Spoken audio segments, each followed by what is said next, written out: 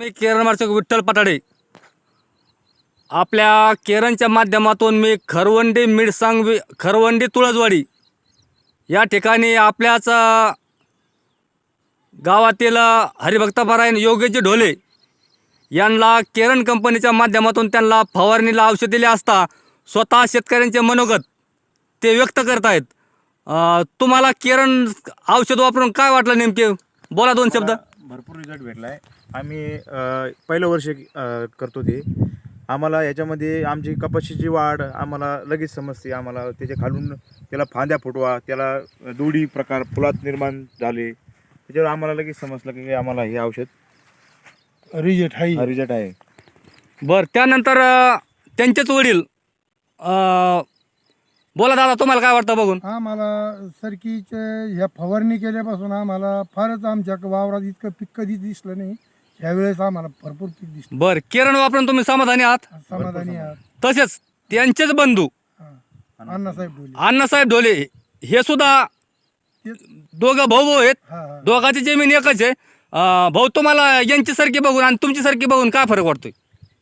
त्याची सारखी जरा भारी वाटते. बरं, आमची सारखी थोडी कमी म्हणजे याची वाटते, हलकी वाटते. का औषधाचा बदल असावा असं आम्हाला वाटतं, म्हणूनच आमची सारखी मागे राहिली असं. ठीक आहे. मग आता समजा बाय चान्स त्यांची सारखी बघून तुम्हाला असं वाटतं का नेमके केरन आपण वापरलं पाहिजे? वापरलंच पाहिजे असं निश्चित वापरलं पाहिजे ना. आता आपला हे काय झालंय, टाइम निघून गेलाय.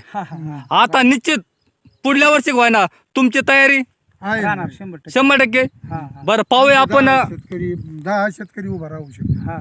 तर या केरन वर्गणीच्या माध्यमातून मला आज आमचे बंधू युगराज ढोले आणि त्यांचे वडील आणि त्यांचे बंधू सुद्धा या त्यांच्या स्वतःच्या फील्डवर येण्याला आम्हाला प्रत्यक्षात त्यांनी आमंत्रित केलं आणि आपल्या केरन कंपनीच्या माध्यमातून त्यांच्या फील्डवर मी आत्तासुद्धा उभा आहे.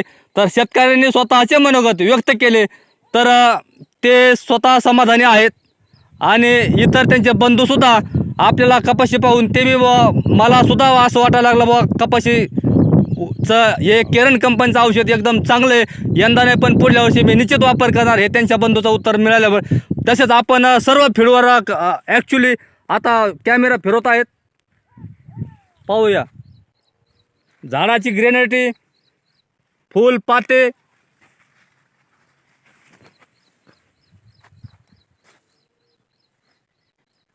धन्यवाद. केरनला तुम्ही आम्हाला मार्गदर्शन दिलं त्याबद्दल आम्ही तुमचे आभारी आहोत. धन्यवाद.